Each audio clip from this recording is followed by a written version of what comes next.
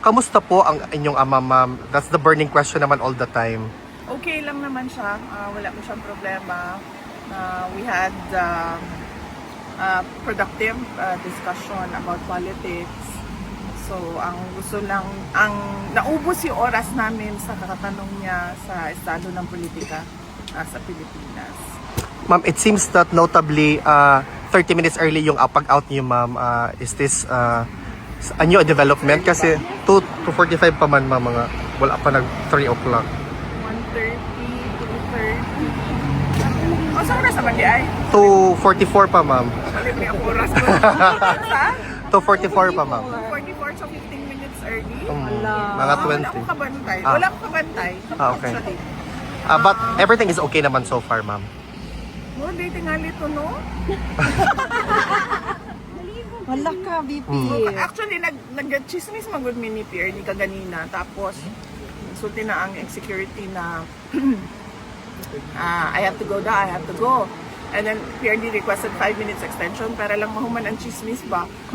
But said no, not today. But on any other day, yes. So I was thinking maybe, I don't know. Okay. I do not know. Basta na siya lain na schedule pa. Okay. VP Inday, yung recently concluded mo na meet and greet sa London, nakita ng buong mundo na solid talaga ang suporta sa iyo ng taong bayan. That's basically the trust and confidence of overseas Filipino workers just for London alone. How do you feel, ma'am, seeing that particular crowd?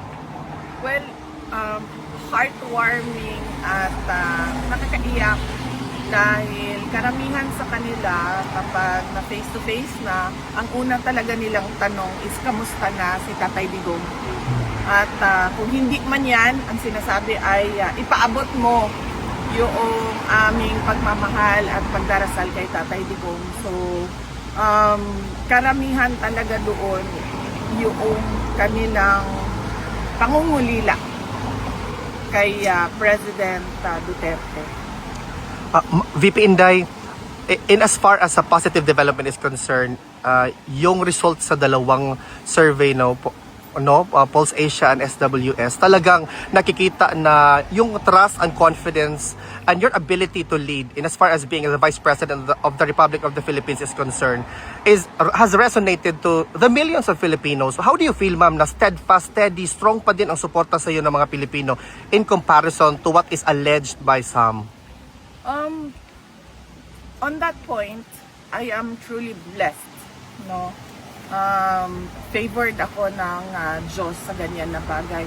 Hindi ako makapag-explain sa mga surveys dahil hindi ko naman alam paano yan ginawa o kung sino ang nagpagawa niyan.